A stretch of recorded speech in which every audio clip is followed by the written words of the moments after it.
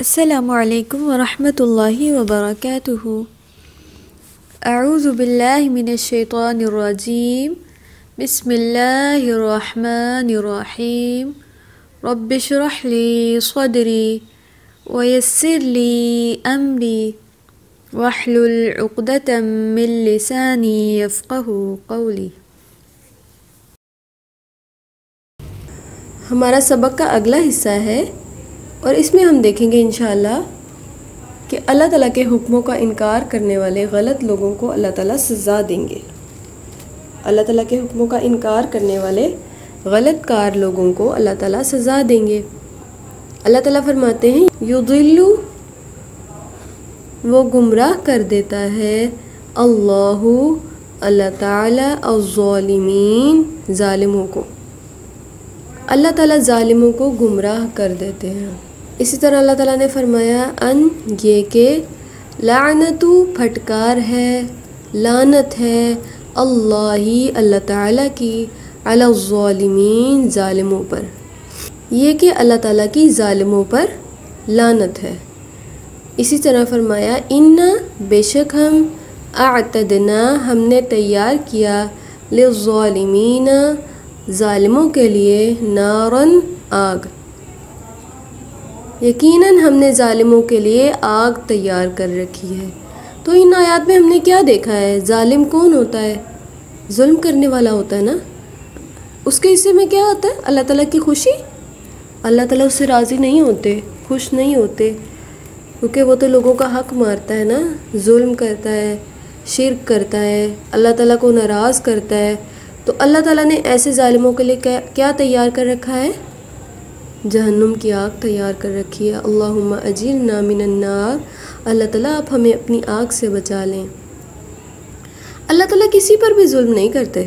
انسان خود اللہ تعالیٰ کی باتوں کو نہ مان کے نا اپنی جان کے اوپر ظلم کرتے ہیں، کیونکہ اپنی جان کا تو حق یہ ہے کہ اس کو اللہ تعالیٰ کی فرما برداری میں لگائیں، اللہ تعالیٰ کی پسند کو سیکھیں، ناپسند سے بچیں۔ تو جو لوگ دنیا میں اچھے کام نہیں کریں گے، ظلم کریں گے، پھر اللہ تعالیٰ آخرت میں ان کو معاف نہیں کریں گے۔ اس دنیا میں جو بھی معافی مانگتا نا، اللہ تعالیٰ اتنا پیار کرنے والے اس کو معاف کر دیتے ہیں۔ چاہے کوئی شرک بھی کرنے والا ہو، وہ بھی دنیا میں توبہ کر لے تو اللہ تعالیٰ اس کو معاف کر دیتے ہیں، لیکن قیامت کے دن اللہ تعالیٰ معاف نہیں کریں گے۔ آپ نے یہاں پر لکھنا ہے اللہ تعالیٰ نے کن ظالموں کے لیے آگ تیار کر رکھی ہے، ٹھیک ہے؟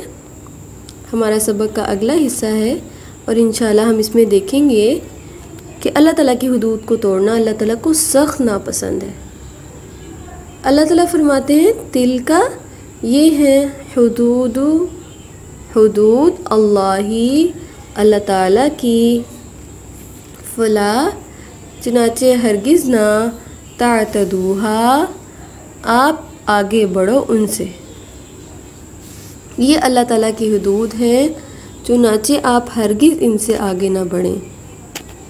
آگے اللہ تعالیٰ فرماتے ہیں لا تطغوا، تم حد سے بڑھو، فیہ، اس میں، فیحل، تو ٹوٹ پڑے گا، علیکم، تم پر، غضبی، میرا غضب، میرا غصہ، اس میں حد سے نہ بڑھو ورنہ تم پر میرا غضب ٹوٹ پڑے گا۔